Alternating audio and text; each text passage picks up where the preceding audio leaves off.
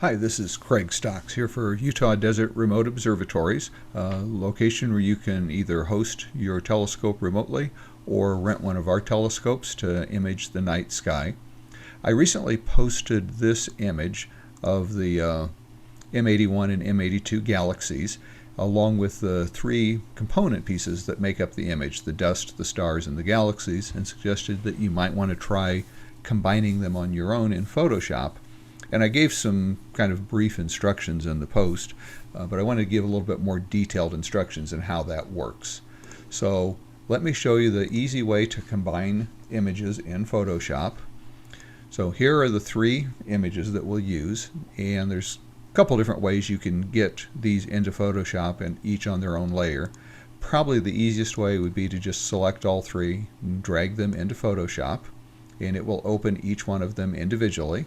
So there's the dust layer, there's the stars, and there's the layer with just the galaxies. But each one is in its own document, and we need them in one document with each image on its own layer. And we can use the Move tool to accomplish that. And let's start with the dust layer, and we'll use this as our kind of our foundation, although it really doesn't matter.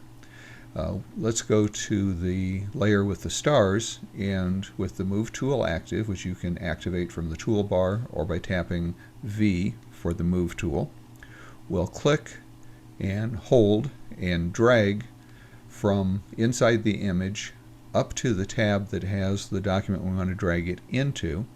Continue holding the mouse button, drag down into the image, and since we want this to be aligned with the same place it came from, we'll hold the Shift key down to let Photoshop know to paste it kind of in place. Let go of the mouse button, and there it is. Now we have two layers. We have the background, which is the dust, and then this top layer is the stars. And if we just double click on the word Layer 1, we can rename that to Stars, just to keep ourselves clear. And if I double click on Background, we can give it a new name, and we'll just name it Dust. And now let's go get the galaxies. Here's our image with the galaxies. Again, the Move tool is still active. Click and hold, drag up to the tab, drag down into the image, press and hold the Shift key, release the mouse, and there's the galaxies. So let's just label that. So obviously each one of these images is opaque, and the eyeball on the left of the layer shows whether or not that layer is visible. So I can turn the galaxies on and off. I can turn the stars on and off, but what I really want to do is see through. And there's some kind of magic sorcery that Photoshop has called the blending mode. And if we look up here, I'll have to turn this layer on, we can see right now it's set to normal. And if I click on the disclosure triangle, you'll see a drop-down menu that shows all these different blending modes.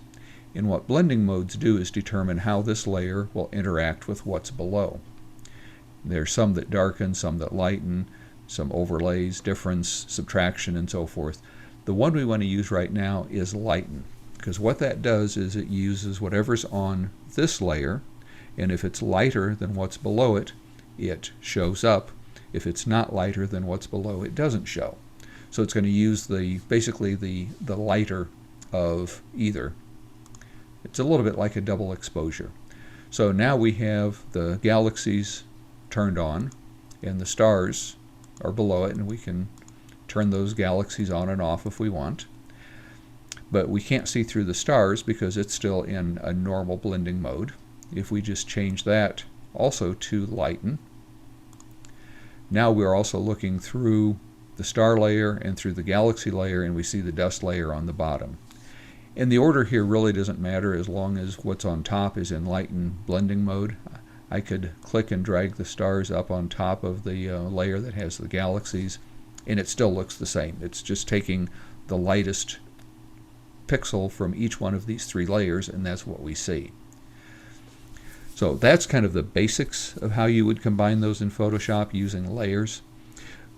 The other thing you can do to take this just a step further is we can change the impact that each layer has by brightening or darkening that individual layer. And let's start with the dust layer because it's at the bottom. And what I'll do is add a levels adjustment layer. And the easiest way to do that is from the adjustments panel. I just click on the icon for levels, and there's an adjustment layer. The way adjustment layers work, first of all, they're non-destructive. So when I save this as a Photoshop document, if I don't flatten the document, it saves with all these layers and all of the settings for each layer intact. So with the levels adjustment, if I move the center slider left or right, moving it to the right will darken that layer. To the left would lighten that layer. So effectively I can make the dust brighter or darker, more prominent or less prominent, just depending on what I feel suits me.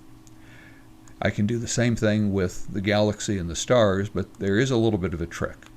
Because that adjustment layer affects everything below it, if I add a layer adjustment here above the galaxies, it will affect everything in the image. And we really want it to affect, in this case, just the galaxies.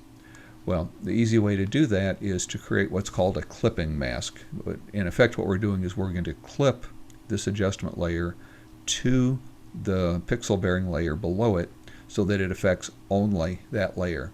And we'll do that by using this icon on the levels adjustment layer panel. And what that does is clip this adjustment to the galaxies. So now I can independently brighten and darken just the galaxies.